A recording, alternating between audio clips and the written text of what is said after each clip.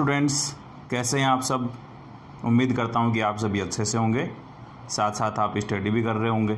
Once again I welcome you to all in my class on behalf of Kendriya Vidyalaya Sangathan Jaipur region. Dear students, today is our last topic of this chapter, that is a pair of linear equation, and today we will discuss about some word problems, and word problems are very important. मैं बताना चाहूँगा कि students को generally यही रहता है कि word problems को कैसे सिंप्लीफाई किया जाए। लीनियर इक्वेशंस में भी हैं, क्वाड्रेटिक इक्वेशंस में भी हैं, तो इनको हम कैसे सिंप्लीफाई करेंगे। So I am going to tell you about word problems, how to frame linear equations, or we can say in quadratic equation how to frame a quadratic equation. But today we will discuss about only pair of linear equations. So I am going to tell you very easy concept how to frame linear equations in two variable as per given condition. आपको बिल्कुल भी सोचने की ज़रूरत नहीं है कि word problems कैसे सोल्व करते हैं, कैसे उनको सिंप्लीफाई करते हैं। एक बार लीनियर इक्वेशन अगर फ्रेम हो जाती हैं तो हम उनको इजीली सिंप्लीफाई कर लेते हैं by using any method. May be you can use cross multiplication method, you can use elimination method, and you can use substitution method.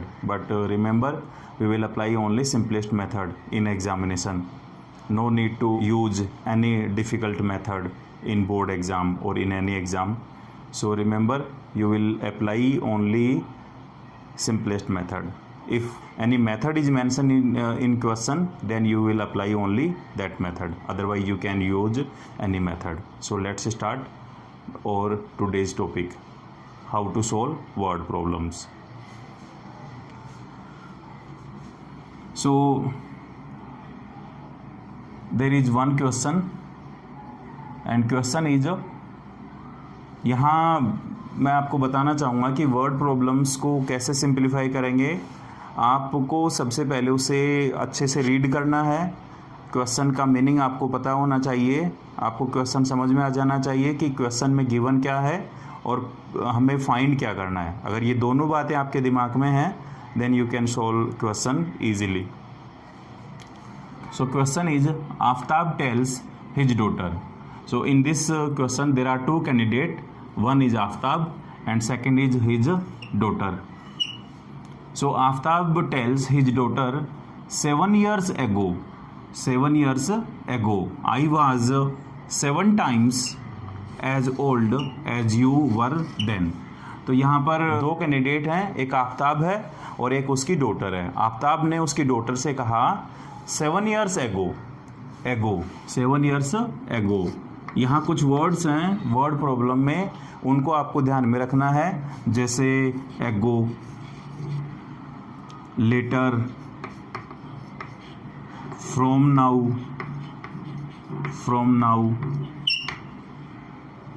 तो ये ऐसे कुछ वर्ड्स होंगे, इनको आपको ध्यान में रखना है। तो एगो का मतलब पीछे चला गया, बहुत पहले।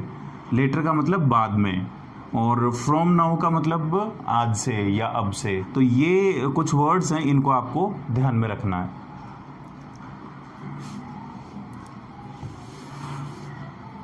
So question is, Aftab tells his daughter, 7 years ago I was 7 times as old as you were then. Also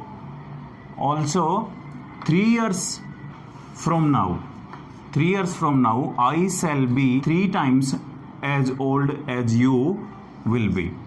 Find their present age. तो क्वेश्चन सिंपल है। मैंने अभी जैसे कहा कि यहाँ पर दो कैंडिडेट हैं, एक आफ्ताब है और एक उसकी डॉटर है। तो सबसे पहले क्वेश्चन का मीनिंग समझना होगा और उसके बाद उसमें देखना होगा कि हमें फाइंड क्या करना है। So in this question there are two candidate, Aftab and his daughter. So Aftab ने उसकी डॉटर से कहा 7 years ago। 7 years ago का मतलब हुआ कि 7 साल पहले। अब सीधी सी बात है, 7 साल पहले की अगर हम बात करेंगे तो हम 7 साल पीछे चले जाएंगे, 7 years पीछे चले जाएंगे। तो कैसे सिंप्लीफाई करेंगे? First of all we will take unknown values. तो यहाँ पर कितने कैंडिडेट हैं? 2 candidates. Aftab and his daughter. तो हम क्या करेंगे, we don't know about their present age, so suppose present age of Aftab is x years and present age of his daughter is y years। तो हमें सबसे पहले जो अननोन वैल्यू है उनको एज्यूम कर लेना है और उनको हम x और y एज्यूम कर लेंगे। सो यहाँ पर हम लिखेंगे let present age of Aftab is x years। Aftab की एज हमने क्या ले ली, x ईयर ले ली। प्रेजेंट एज का मतलब जो आज की डेट है उसमें आफ्ताब की डेट ले ली x years. And present age of his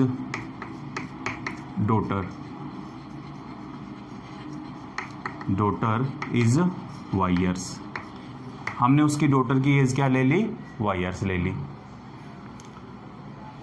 अब हम क्या करेंगे, जो कंडीशन फर्स्ट गिवन है, condition first is given 7 years एगो। 7 ईयर्स एगो का मतलब क्या हुआ, 7 ईयर्स पहले। तो सीधी सी बात है कि किसी भी कैंडिडेट की एज अगर आज 30 ईयर्स है तो 7 ईयर्स पहले उसकी एज क्या होगी, 23। तो हम क्या करेंगे, 30 माइनस 7 ईयर्स माइनस कर देंगे। सो 30 minus 7 is 23। 7 years ago, since 7 years ago, the age of Aftab was x minus 7 years and age of his daughter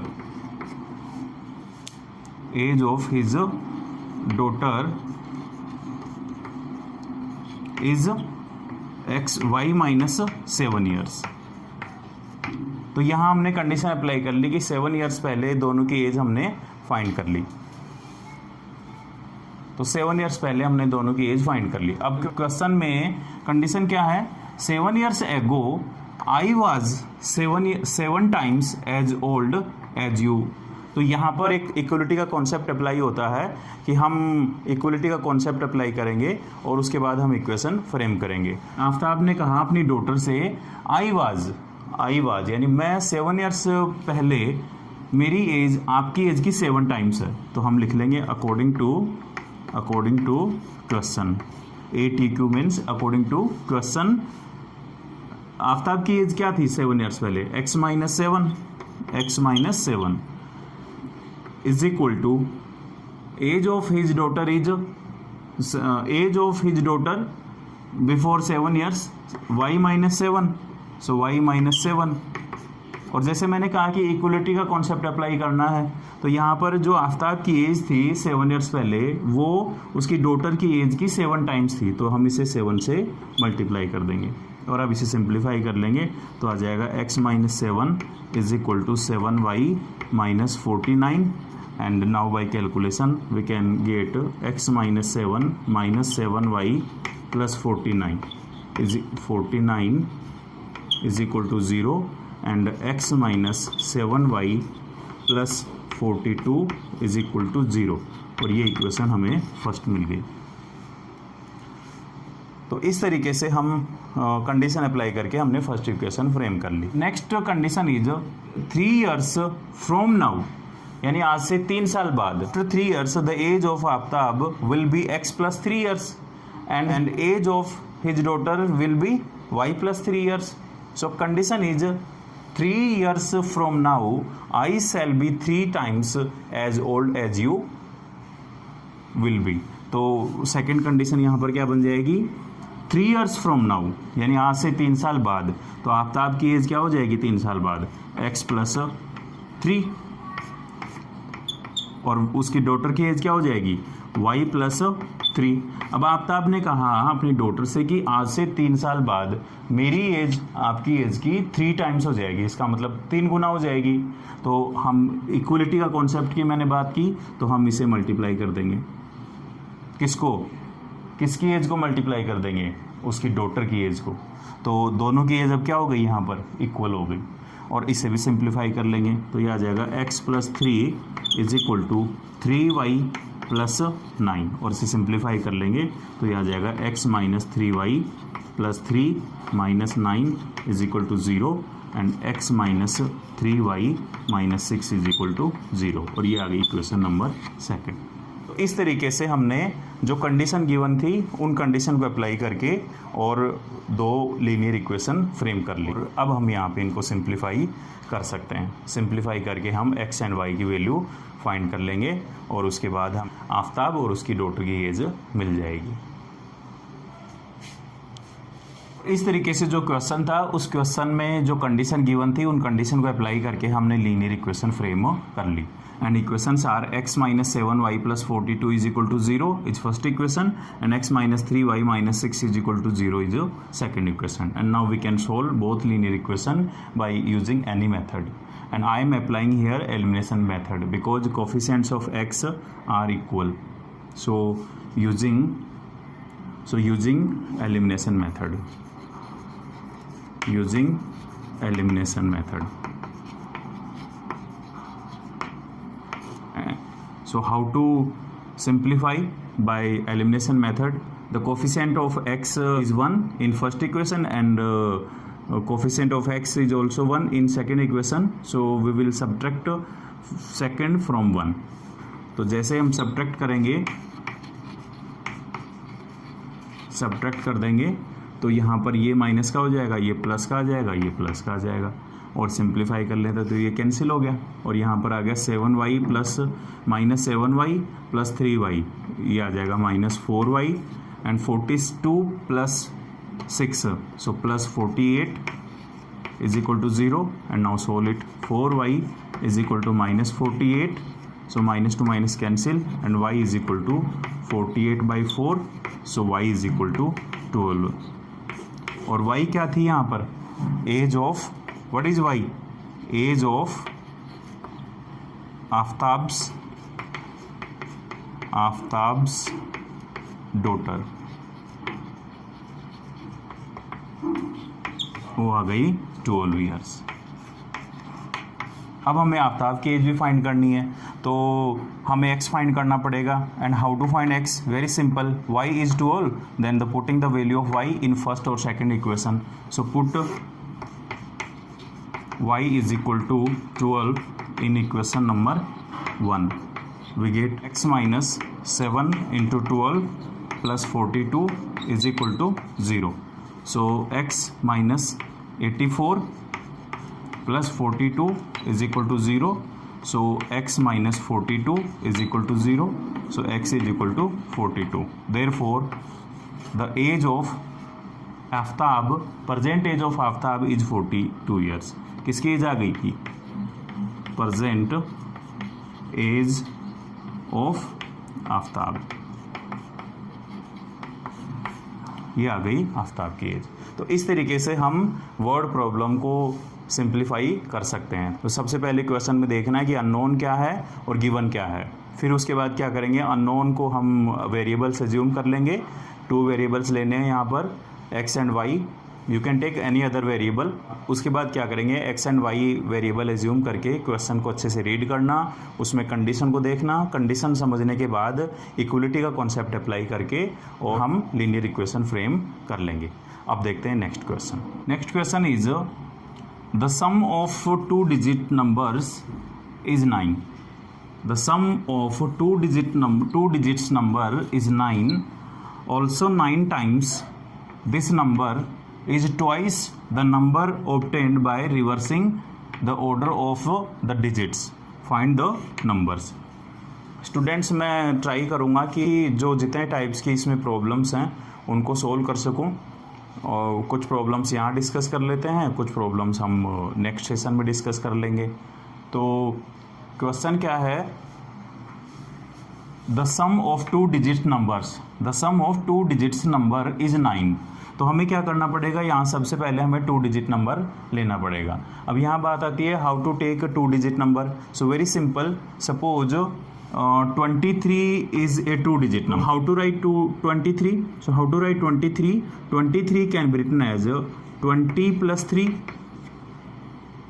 and 20 can be written as 10 multiplied by 2 plus 3.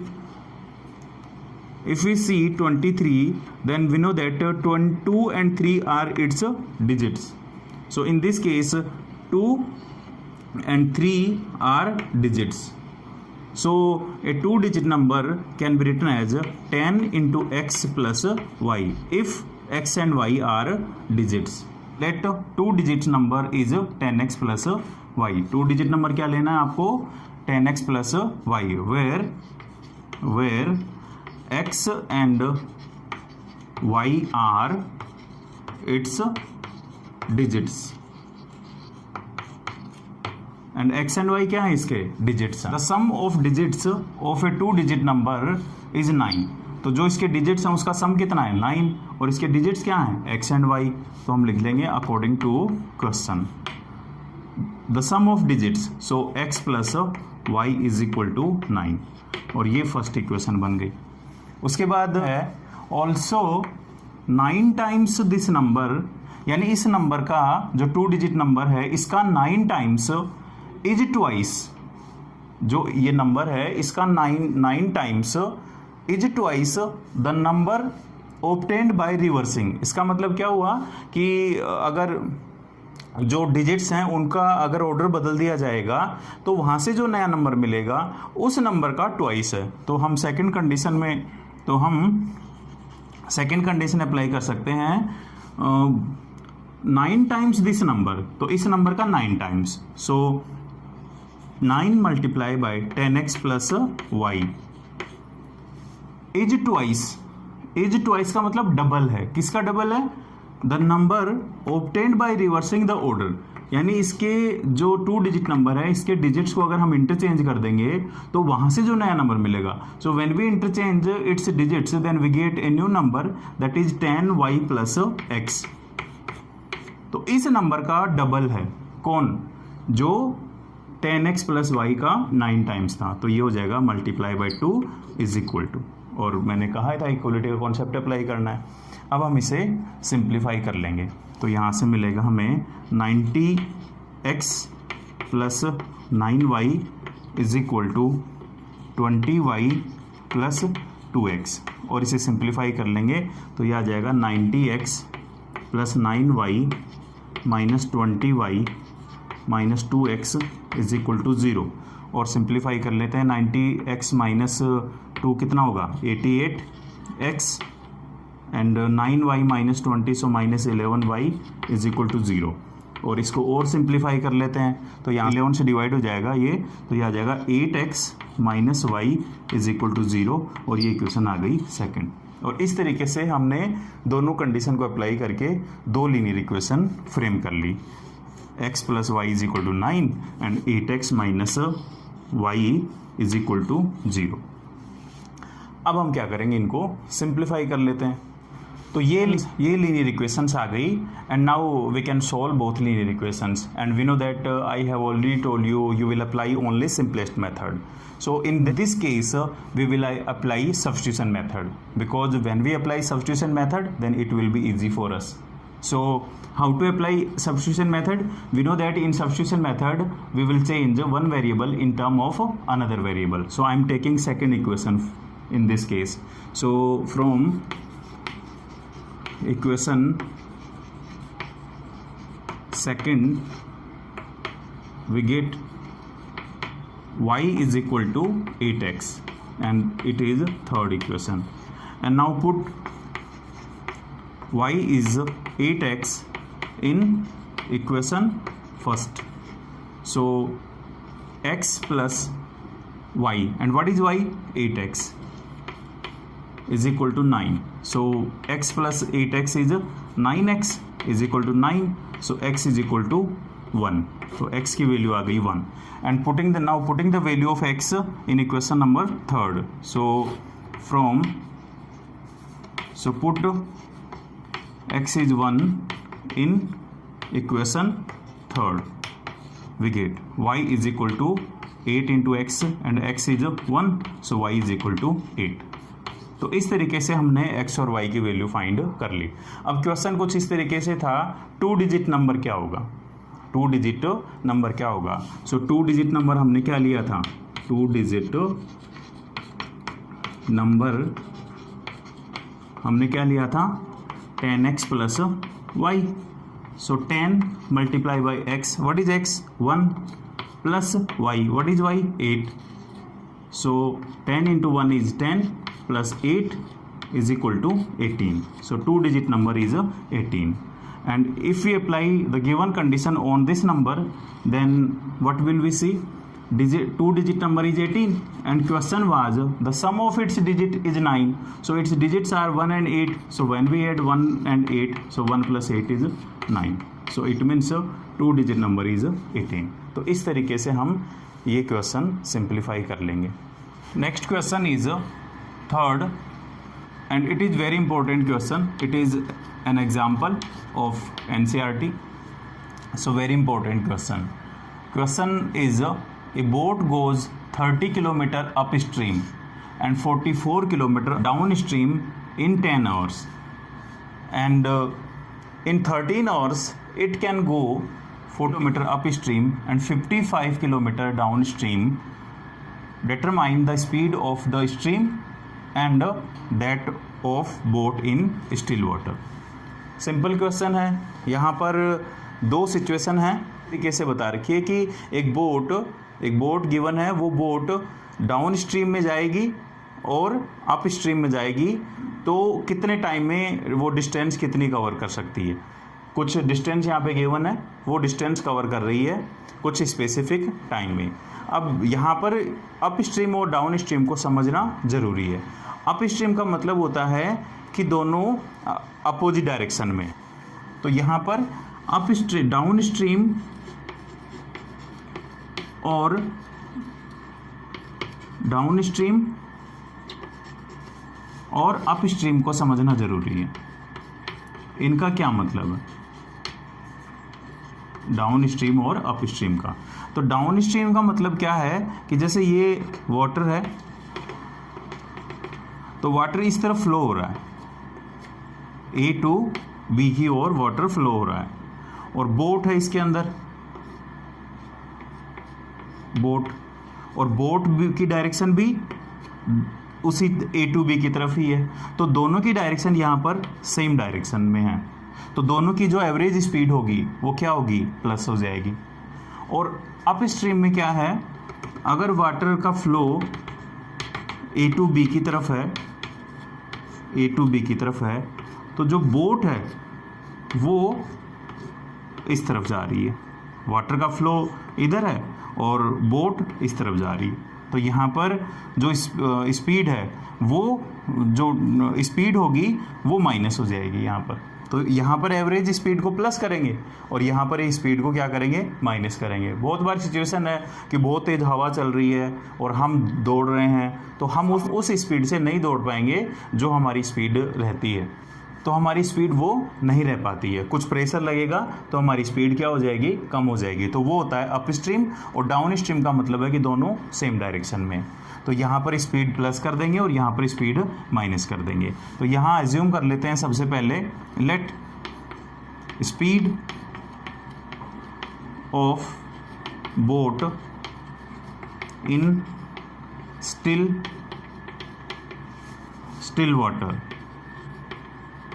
is x kilometer per hour and speed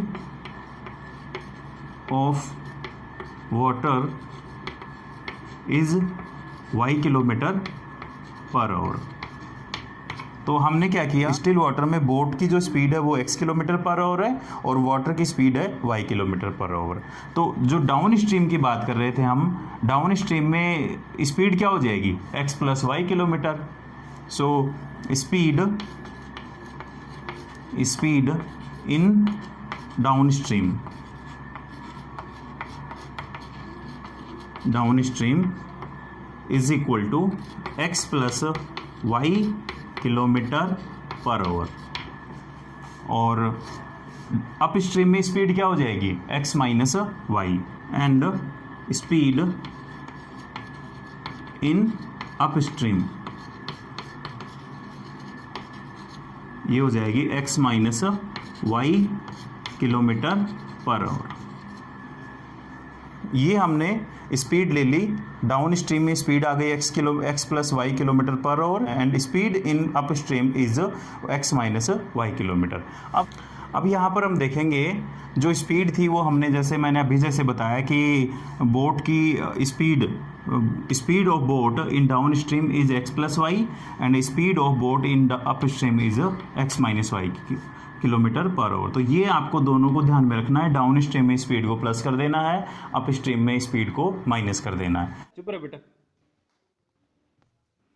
तो यहाँ question था जो हम third question कर रहे थे, ये एक एग्जांपल है एनसीईआरटी का।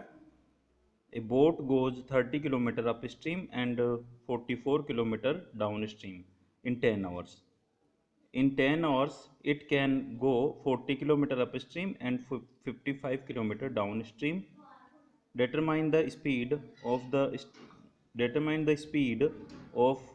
stream and boat in still water. तो मैंने सबसे पहले हम क्या करेंगे, हम बोट की और स्ट्रीम की स्पीड एज्यूम कर लेते हैं। So let speed of boat in still water is x kilometre per our and speed of stream is y kilometre per hour. और अभी जैसे मैंने डायग्राम में बताया था कि डाउन स्ट्रीम में जब बात करेंगे स्पीड की, तो डाउन स्ट्रीम में क्या है कि जैसे ये वाटर इधर फ्लो हो रहा है, वाटर की डायरेक्शन A टू B की तरफ है और इसमें बोट है, तो बोट की डायरेक्शन भी A से B की तरफ ही है, तो दोनों सेम डायरेक्शन में जा रही हैं। तो यहाँ होगा क्या, जो स्पीड है वो क्या हो जाएगी, एवरेज स्पीड आ जाएगी, प्लस हो जाएगी यहाँ पे, और स्पीड आ जाएगी x प्लस वाई। अब हम जब बात करेंगे अप स्ट्रीम की, तो अप स्ट्रीम में क्या है कि जैसे ये वाटर फ्लो हो रहा है इधर A टू B की तरफ और बोट अपोजिट डायरेक्शन में जा रही है, बोट यहाँ पर अपोजिट डायरेक्शन में जा रही है। तो बोट की डायरेक्शन इधर है, B टू A की तरफ है, और वाटर की डायरेक्शन A टू B की तरफ है। तो यहाँ पर इस जो एवरेज स्पीड होगी बोट की वो आ जाएगी x माइनस वाई किलोमीटर। अब हमें एक और यहाँ पर इम्पोर्टेंट फॉर्मूला हमें पता है, and formula is speed is equal to distance upon time. तो यहाँ हमारे पास में क्वेश्चन में टाइम बता रखा हमें कि अप स्ट्रीम और डाउन स्ट्रीम में टाइम कितना लग रहा है, 10 आवर्स, और सेकंड कंडीशन में 13 आवर्स। तो टाइम हम यहाँ से फाइंड कर लेंगे, तो यहाँ से हम टाइम फाइंड कर लेंगे इस फॉर्मूले से, speed is equal to distance upon time से। तो ये आ जाएगा डिस्टेंस अपॉन स्पीड। अब हमें मालूम नहीं है कि बोट डाउन स्ट्रीम में कितना टाइम ले रही है और अप स्ट्रीम में कितना टाइम ले रही है। तो हम क्या करेंगे, एज्यूम कर लेते हैं, let time taken by the boat in downstream is T1। तो फिर यहाँ पर जो फर्स्ट कंडीशन बता रखी है, टाइम यहाँ पे डिस्टेंस बता रखी है अप स्ट्रीम में, डाउन स्ट्रीम में 44 किलोमीटर, डाउन स्ट्रीम में डिस्टेंस बता रखी है 44 किलोमीटर, एंड डाउन स्ट्रीम में स्पीड कितनी है x plus y kilometre, and time है T1। तो यहाँ से ये वाला फॉर्मूला अप्लाई कर लेंगे, time is equal to distance upon speed. तो यहाँ से टाइम आ जाएगा T1 is equal to 44 upon x plus y. Similarly time taken by the boat in upstream, ये T2 एज्यूम कर लेते हैं, अप स्ट्रीम में टाइम कितना लिया बोट ने, T2 एज्यूम कर लेते हैं, और यहाँ पर अप स्ट्रीम में जो डिस्टेंस गिवन है वो है 30 किलोमीटर फर्स्ट केस में। तो यहाँ पे टाइम आ जाएगा T2 is equal to 30 upon speed कितनी है, स्पीड है x माइनस वाई, तो ये आ जाएगा x माइनस वाई। तो T1 टाइम लगा उसको डाउन स्ट्रीम में एंड T2 टाइम लगा अप स्ट्रीम में, and total time is given, total time is 10 hours, therefore total time taken by the boat, ये आ जाएगा T1 plus T2 is equal to 10। और यहाँ पर अब हम इन दोनों की वैल्यू पुट कर देंगे। T1 की वैल्यू थी यहाँ पर 44 अपॉन एक्स प्लस वाई, और T2 की वैल्यू थी 30 upon x minus y is equal to total time given है 10, और ये हमारी इक्वेशन बन जाएगी 1। इसी तरीके से हम सेकंड कंडीशन में अप्लाई कर लेंगे। सेकंड कंडीशन में टोटल टाइम गिवन है 13 आवर्स, और यहाँ पे जो डिस्टेंस बता रखी है अप स्ट्रीम में डिस्टेंस 40 किलोमीटर है और डाउन स्ट्रीम में 55 किलोमीटर है। तो इसी तरीके से सेकंड कंडीशन भी हम अप्लाई कर लेंगे। Now in second case distance time taken by the boat in downstream,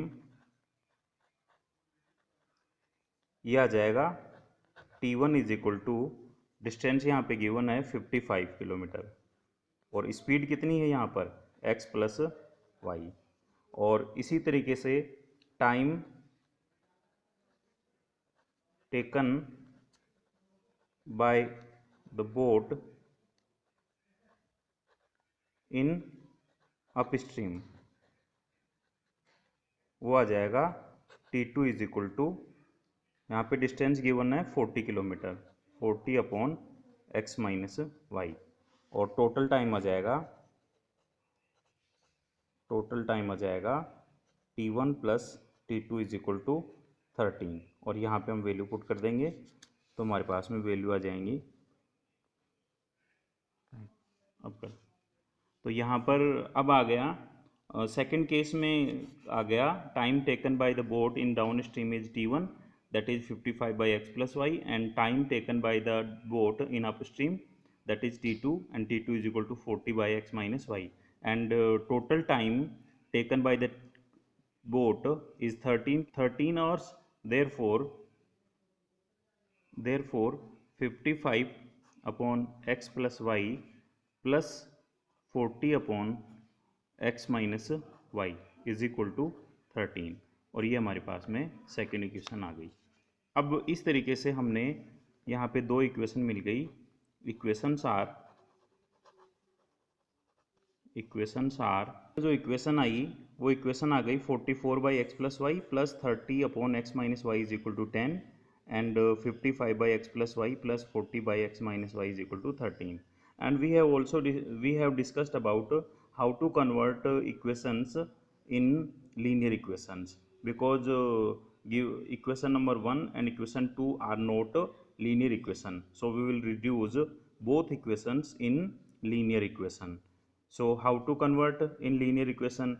In both equations we will take 1 by x plus y is a, and 1 upon x minus y is b, and after putting the value of 1 upon x plus y is a and 1 upon x minus y is b in both equations, we get new equations. So equation 1 become 44a plus 30b is equal to 10. Suppose it is equation number 3, and equation 2 become 55a plus 40b is equal to 13, equation number 4. And now equation 3 and 4 are linear equation in two variable, and we know that how to solve two linear equations by using different methods, like substitution method, elimination method. So now in this case we can use any method, elimination method or substitution method. You can use any method, but I have already told you, you will apply the simplest method, and after simplify both equations we can get A and B, and after that we will take A is 1 by x plus y and B is 1 upon x minus 1 upon x minus y, and after that we will solve this question. तो students, आज हमने देखा word problems को कैसे simplify करेंगे, कैसे वहाँ से लीनियर इक्वेशन हम फ्रेम करेंगे। तो मैंने जैसे अभी बताया आपको कि आप पहले क्वेश्चन को रीड करें अच्छे से, उसमें से देखें कि गिवन क्या है और अननोन क्या है। अननोन को हम एक्स एंड वाई ले लेंगे, जो कंडीशन गिवन होगी उस कंडीशन को अप्लाई करके हम लीनियर इक्वेशन फ्रेम कर लेंगे। और इसी तरीके से क्वाड्रेटिक इक्वेशन में भी हम डिस्कस करेंगे आगे how to solve word problem of quadratic equation. तो आप इसके इक्वेशंस ट्राई करके देखना। Thank you so much.